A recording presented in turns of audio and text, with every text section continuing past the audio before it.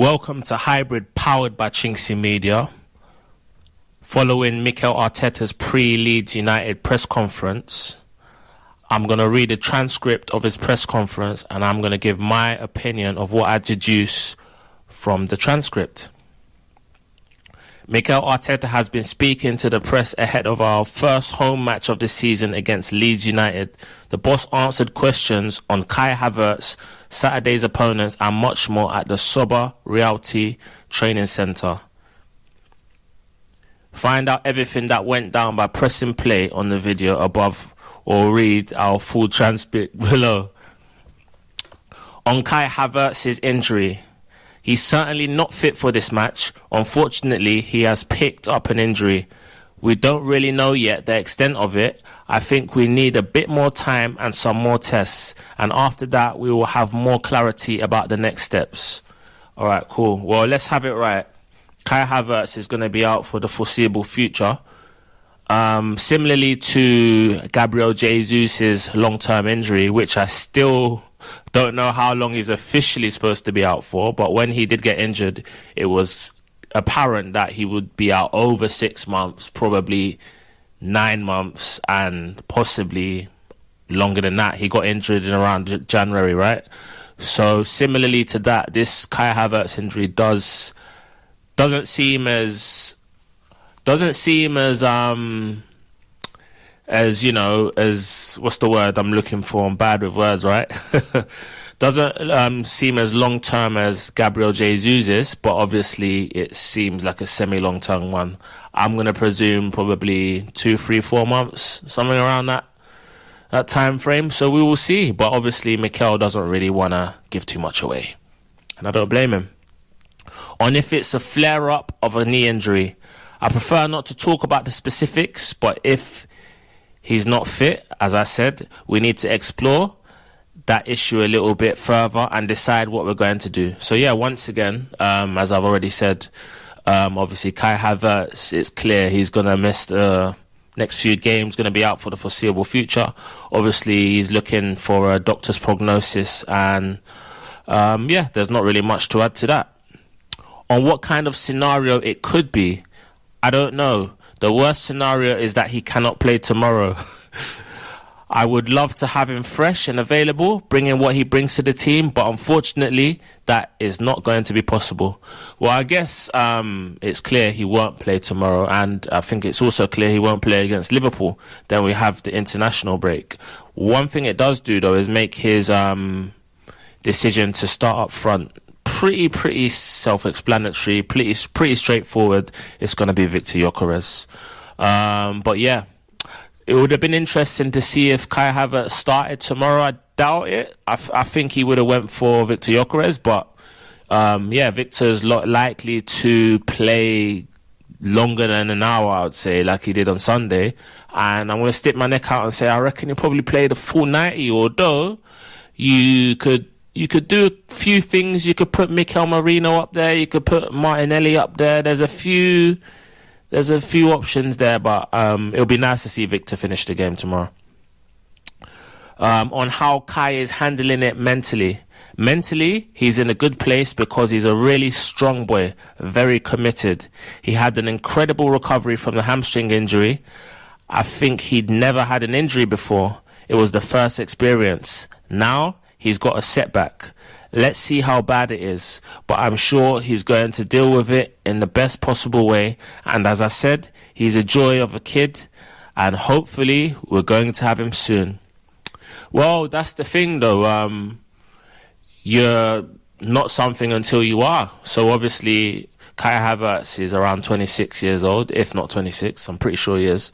But yeah, it's one thing not being injured, but it's like waiting for a bus. You wait you wait so long for one and two come at once. So obviously Kai has now had 2 injuries in a few months, and obviously they're not, you know, they're semi-serious injuries. He's obviously had his hamstring injury and then obviously now this knee injury.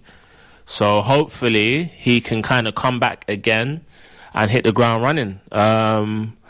But yeah, man, it's a shame to have him out because he's come back. He's got himself stronger. He's been in the gym, filled out a little bit, you know. But yeah, it's football. It's life, isn't it? On Ben White and Christian Norgard's fitness, Christian won't be in the squad. With Ben, let's see how he reacts and what we decide. Christian will be out for another week or so. So that's interesting. Ben White literally looked fit, looked sharp over pre-season. He's been playing well. He's giving us width on the right side. And obviously Jurriën Timber, which we'll get to, seems to kind of have, you know, run out of steam a little bit after having a phenomenal season last season, playing almost every single game, every minute. But he kind of broke down towards the end. So that is why signings like Christian Mosquera were made, because Ben White, Timber, you know, one or both of them, fitness issues over the last year or 18 months. So obviously Christian Mosquera is a young budding player with a lot of energy, strength. He's a powerhouse. So if one or both of those right backs are a doubt tomorrow, then yeah, rest assured Christian Mosquera is willing and raring to go. His namesake Christian Norgard, it's a shame that he's missed our first 2 games of the season. Obviously, he's missed the Manchester United game last Sunday, and obviously the manager's just confirmed him out for tomorrow's game, which is a shame because in pre-season he looked pretty good, and there was a few people tipping him to start that United game. But yeah, hopefully Norgard can come back stronger. If not for the Liverpool game, then after the international break. And yeah, fight for his place in the side. On links to Eberechi Eze, there's nothing to comment on. I can never talk about anything that's not part of our group or club yet. Well, as we know with Mikel, he never gives anything away, but I think it's pretty obvious that he is joining the club. Obviously, I think there's so many telling signs, but the most telling sign of all was the fact that he missed Palace's 1-0 victory against Fredrikstad yesterday at Selhurst Park. He was in the ground, but he didn't feature. He was actually supposed to, but obviously the club pulled him up because of his impending transfer to the Arsenal. So yeah, I think it's pretty much done. He's allegedly taken his medical today, probably taken it at the time of recording, and it's just a matter of time before he's unveiled as an Arsenal player.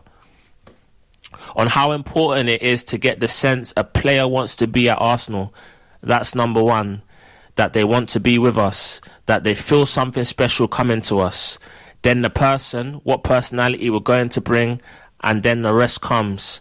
I think we've done that very, very well in the last few years to create a group of players and the spirit in the team. So yeah, I mean, I think a lot to do with that is a lot of these players actually support Arsenal. I could reel off a few that are just Arsenal fans. A lot of the young boys especially. So players like Bukayo, Ethan, Miles are Arsenal fans. Players like Gabriel, Saliba, well, Saliba's supposed to be an Arsenal fan, but players like Gabriel and Declan Rice and David Raya, you can see that they love the club. They fight for the badge. You know, there's a lot. Martinelli the same way. He's almost like a kind of adopted youth player. So these guys love the club. Arsenal's a family club, you know. And yeah, we make players feel welcome. A lot of the ex-players that have left the club always come back. Mind you, players like Bakary Sagna are in and around the club. Players like Nasri have come back to the club. So, you know, once a Gooner, always a Gooner, as they say. And if it's better if they grew up supporting Arsenal, well, I touched on that a little bit. The better the feeling, the stronger the feeling. I think the better always, because it brings a different edge, a different will and emotion to what you do. I think that always brings something extra. So the fact that Eberechi Eze not only supports Arsenal, not only was and probably still is a huge Arsenal fan, he played for the club as a youngster, so that feeling of unfinished business, that feeling of right, I've fought so hard, I've showed my grit, determination, resilience to have setbacks and just come and just give everything. I was there in April, May, I think it was April, when he scored that belter from a corner against us, unfortunately, at our expense, when Palace drew 2-2, I believe, at the Emirates. And that was a phenomenal goal. So this player, I just can't wait to see him at the carpet, man. Number 10. On if it was always the plan for Victor Gyökeres to play just an hour on his debut. It depended on how the game developed. Every game brings different challenges, opportunities. I think the game was very demanding physically, became really open for different reasons, and we decided that at that moment he needed to come off, and we had Kai on the bench to come and change the game.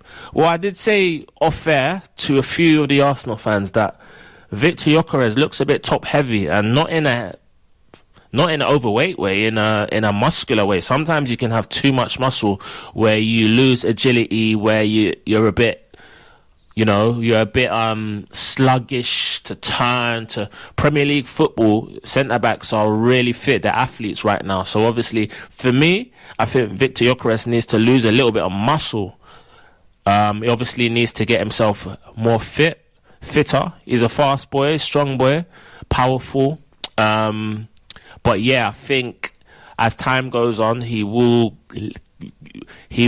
trim down slightly, get himself slightly more lean, the more training sessions he has, and I'm sure he'll dovetail well with his teammates.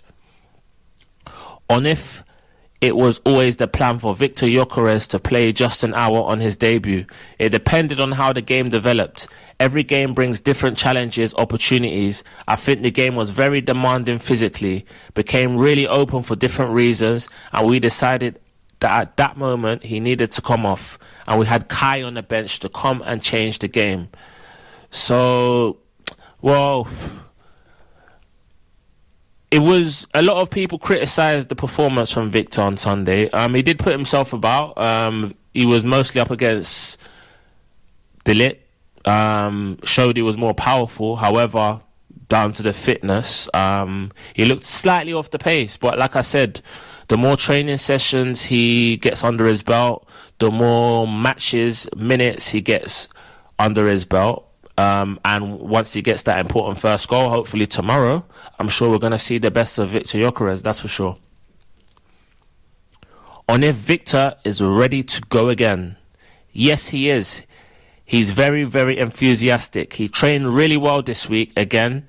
He's had another week under his belt. He looks in a really good place. I can attest to that because I was at one of his training sessions at the Emirates on Wednesday, and obviously there's a video on this channel which you see him rifle home a thunderous effort, and yeah, the boy means business. I think he's got a shoot on sight policy, and I like that. So if he kind of gets half a yard, half a chance, he will not hesitate to get a shot off. And put it this way, he didn't have a shot on Sunday, but he will tomorrow. On Leeds United, very impressed. I've been watching them, what they did in pre-season, what they did on Monday, what they did last year, in the manner they did it. Big compliments to the way they play, to the coach. I'm sure they are going to put a really difficult match against us tomorrow.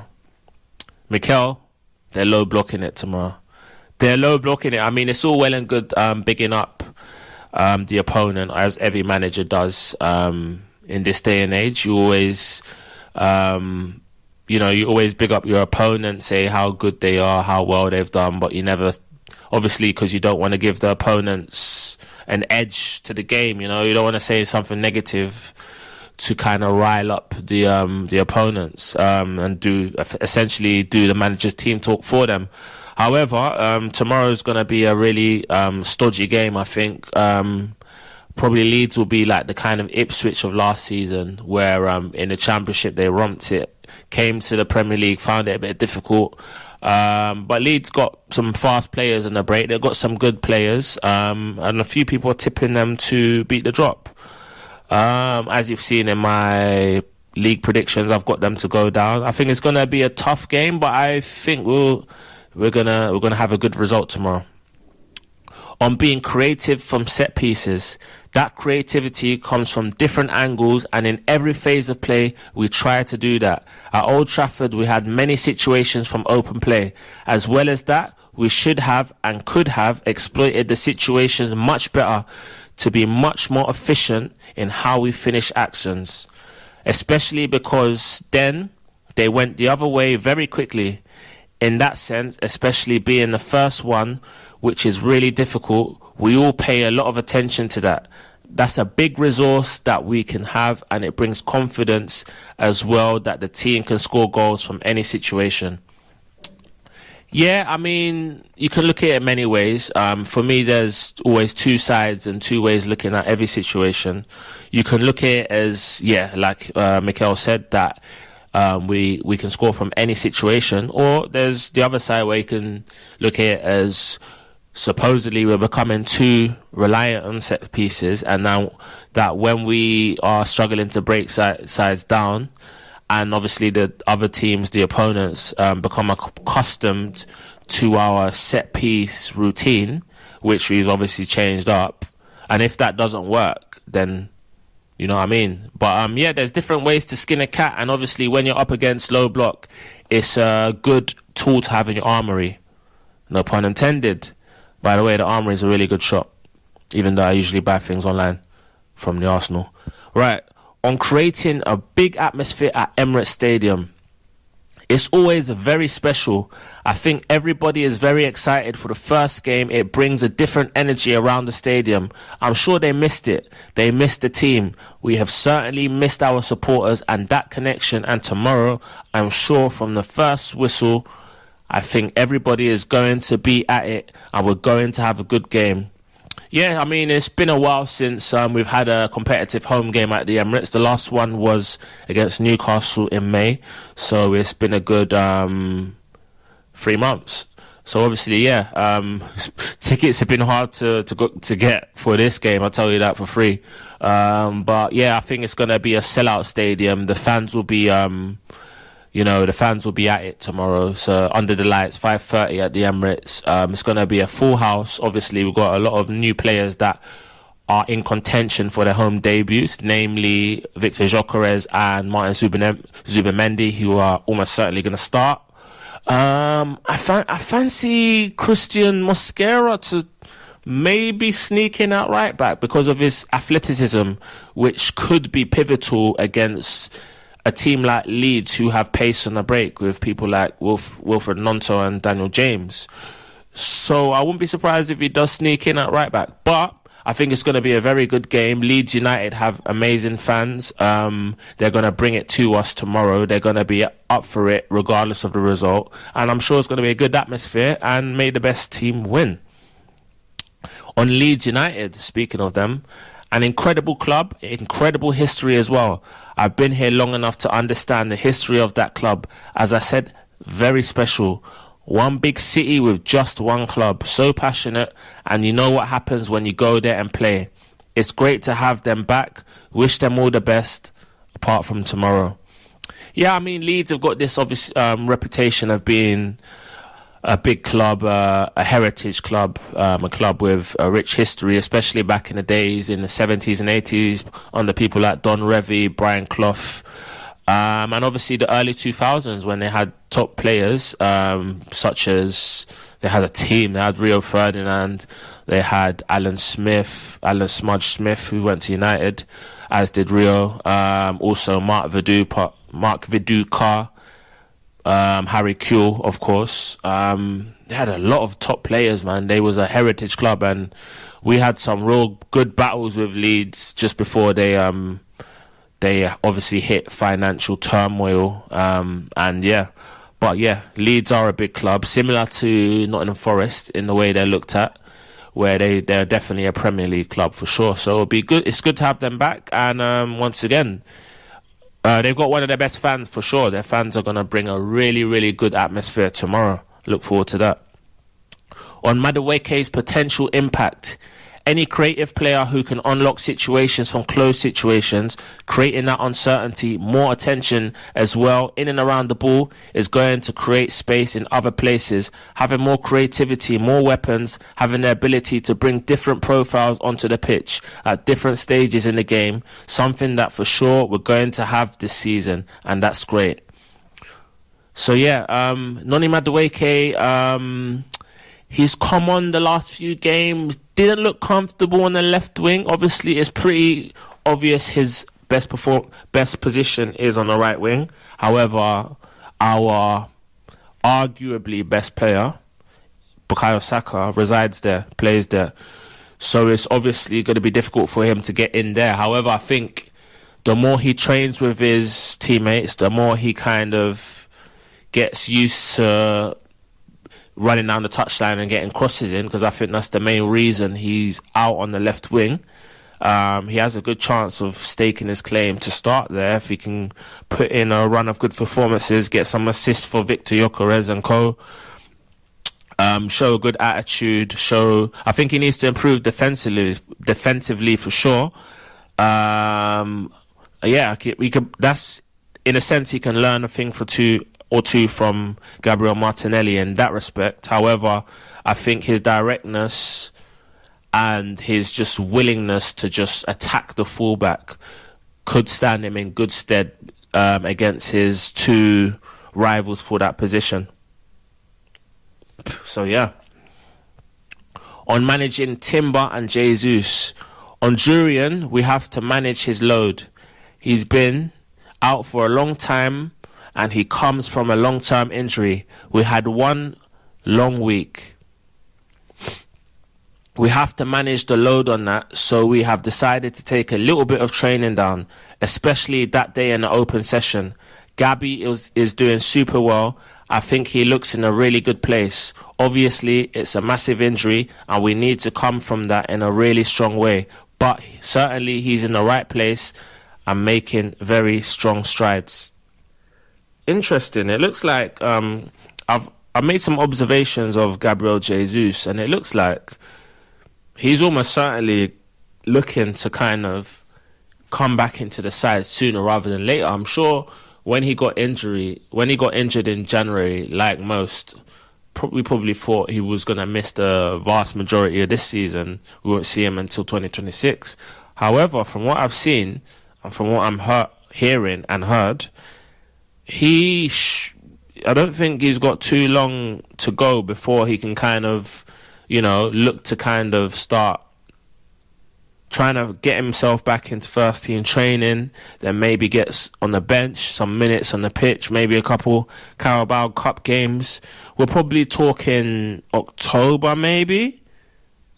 September's probably a bit of a push, but I think one thing's for sure. I think Gabriel Jesus will play this calendar year for sure.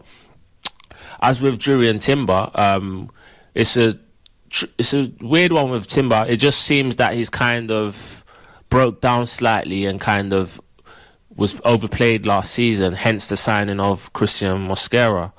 But then again, don't be surprised if Jurian Timber starts tomorrow. So it's a weird one. I think it's just a case of him getting minutes, because we've got 2 games before the international break, 2 vital games, especially the second one against Liverpool. So we need all our top players fit, willing and raring to go after the break, especially. So yeah. On making our counter-attacks more effective, a few things: understanding the behaviour of the opposition, understanding what kinds of runs and where we have to start, the timing of that connection as well, which is something that in every situation is going to be different, understanding certain principles, where we want to arrive and how we want to do it. Then it's about the execution and being fast as well in those moments to make that decision, because when your heart rate is 180, to make that pass is not the same as when you've been resting after a set piece for 1 minute. Every situation is different, but I'm sure we're going to improve it. The good thing is the intention of the team has been exceptional. It's now about making those little margins, those tunes, to make it more efficient.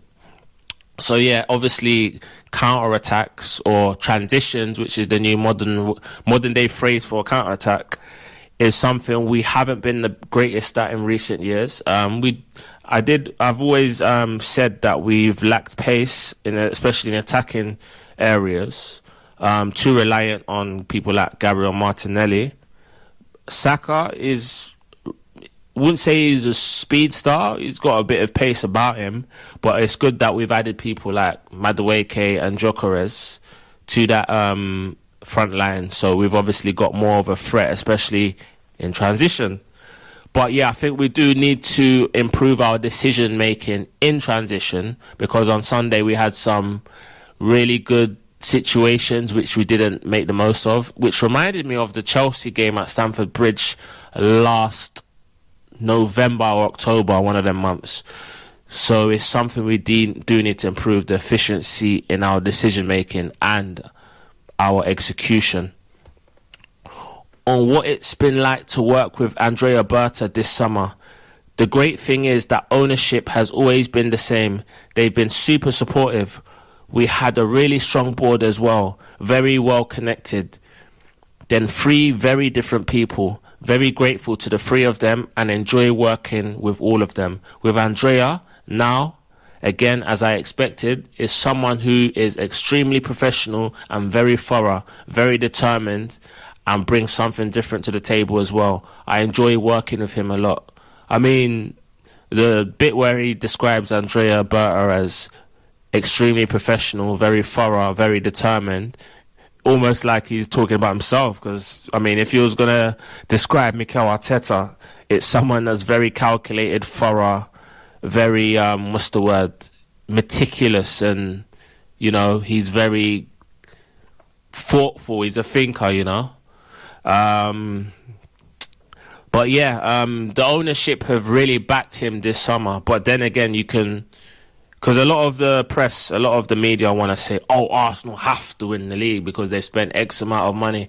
But then so have Liverpool and Manchester City. So what are they allowed to not win it then? Because Liverpool supposedly have the best players, have had the best window, supposedly, allegedly, and have legacy players such as Mohamed Salah, Alisson, and Virgil van Dijk.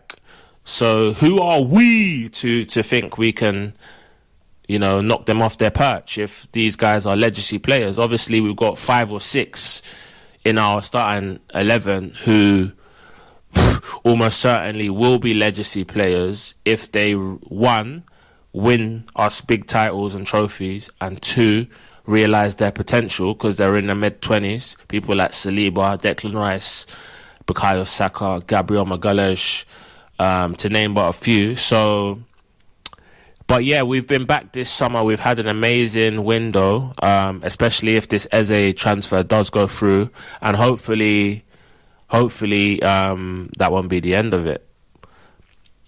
On how the team can evolve this season, a few things, obviously, that I won't express here. With evolution, make sure that when we're evolving, we are maintaining the great things that we do and just tweaking and making the things that can give us big value, not spending too much time on them.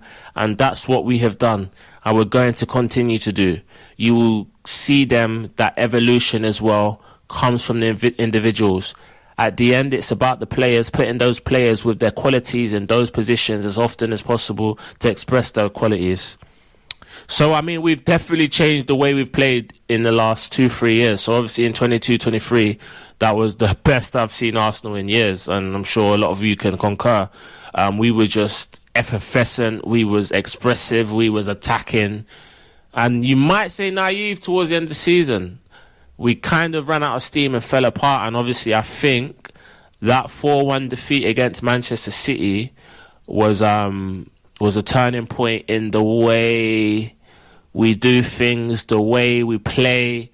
We changed our style after that game, and definitely not a coincidence. That's the last time we've lost to a Big Six side, the traditional Big Six sides, that is.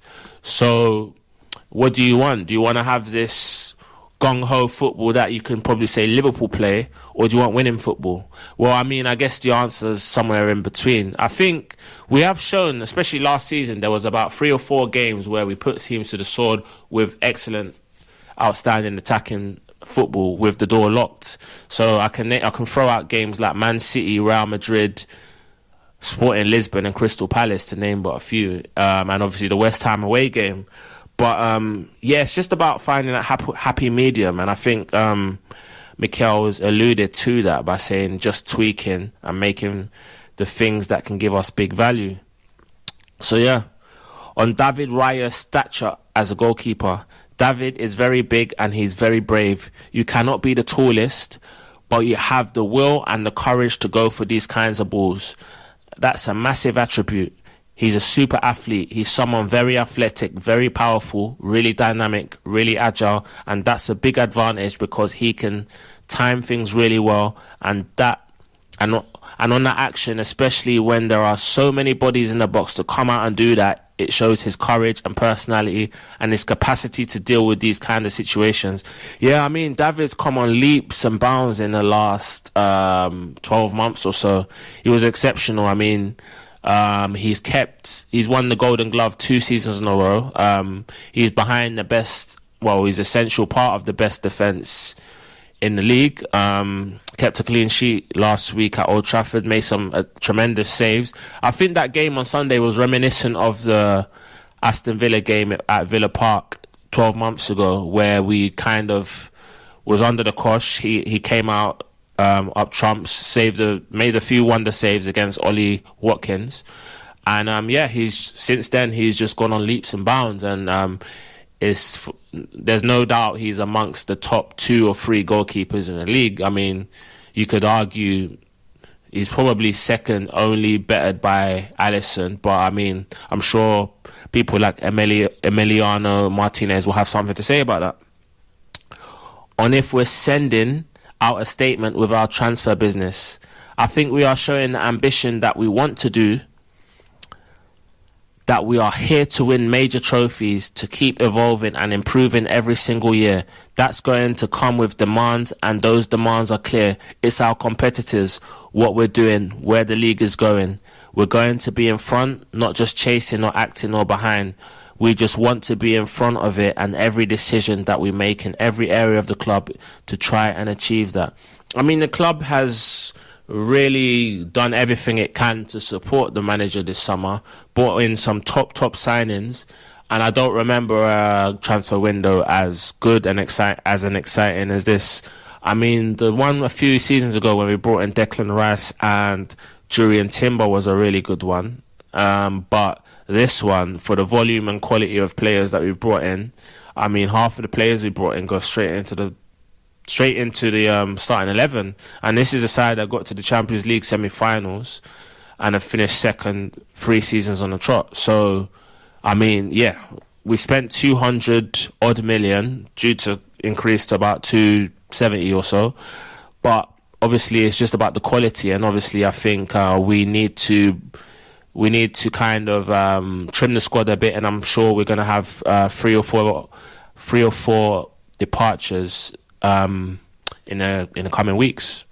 Players like Albert, Sambi Lokonga, Fabio Vieira, Reece Nelson, they'll be leaving the club, I'm sure of that. On if it brings any extra pressure to him, the motivation for me is, how can we be better? How can we continue to evolve to win more football matches with bigger margins?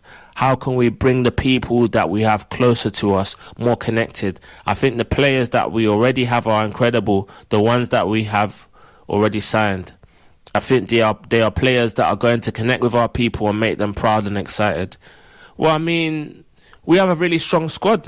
Some people are saying we've got the strongest squad in the league. I mean, certainly defensively and in the goalkeeping positions, we've got good strength and depth. The midfield is very strong. I think it lacked, notice I say lacked, past tense, creativity. That was prior to Eberechi Eze being brought in, fingers crossed. But the attack, we just need to kind of get the right the right kind of dynamic to the attack, the right kind of blend. I think it might be a horses for courses situation where there's 3 or 4 players swapping and changing for the 3 positions up top, depending on the opposition's strengths, weaknesses, opportunities and threats. But like tomorrow, I think people like Trossard might have a place in the lineup, injury permitting, that is. And speaking of Leandro, on Leandro Trossard's contract situation, I prefer not to because it's not my duty. I'm really, really happy with Leo. That situation has been resolved in a really great way, and I think he deserves our recognition. We are really happy to have him. I mean, I assume that he's confirming that the Trossard contract has been signed. However, I haven't seen anything official come out from the club. So, I mean, I think it's one of those 99% situations, but you just need a club to kind of put it on a website just so there's no doubt remaining. On if there will be a few players leaving, it might be speculation. The good players always have options to go. Leo was very clear from the beginning that he wanted to be here. The club was very clear that they wanted Leo here. I was very clear that I wanted him here. At the end, a good outcome. So I think that's essentially him confirming Leo signed the contract, but I just don't think the club have put it out really, for whatever reason. Maybe they're focusing on the Leeds game, or maybe they're just focusing on kind of getting the Eze media done. But yes, it's as good as done. But in terms of the players leaving, I mentioned that earlier, with people like Lokonga, Nelson, Vieira, possibly Kivior. I wouldn't be surprised if we get a late 20-30 million bid from maybe an Italian side or mid-table side like a Fulham or Palace. And one thing I would say, if Mark Guehi goes to Liverpool for the 50 million that's been quoted, I think they come in for Kivior and offer about 30 to 35 million, and I think the club's going to accept it, I'll be real, because I think the club will think having 7 players fight for 4 positions is enough. I think they'll believe that Mosquera can kind of cover 2 or 3 positions there. On if Kai's injury has influenced our business, it was accurate. I think it was very clear when I said that it wasn't done. We were very actively trying to look at the possibilities that could come. We are not reacting to anything. We've been very prepared and understand what we could do. We have decided that this is the moment to do it. So I think he's essentially saying that no, Kai Havertz's injury hasn't been the reason for kind of speeding up the Eze deal. So the only thing you can take from that is it's a coincidence that Kai got injured on Sunday or whatever, and we've accelerated the deal for Eze on Wednesday. So Wednesday evening, to be precise. On if getting one more in will complete the squad. I don't know, because to complete the squad, we have to see the in and the out. It's still a long time in the window. So I think essentially what he's saying is in terms of the balance of the squad, so we might lose 2 centre-backs. Just for instance, we won't lose 2 centre-backs, but we might lose 2 players in a certain position, and we might look a little bit weak in that, so we might have to now bring in a certain player. But in all likelihood, yeah, we're going to lose people like Lokonga. Like I mentioned, I keep mentioning these players.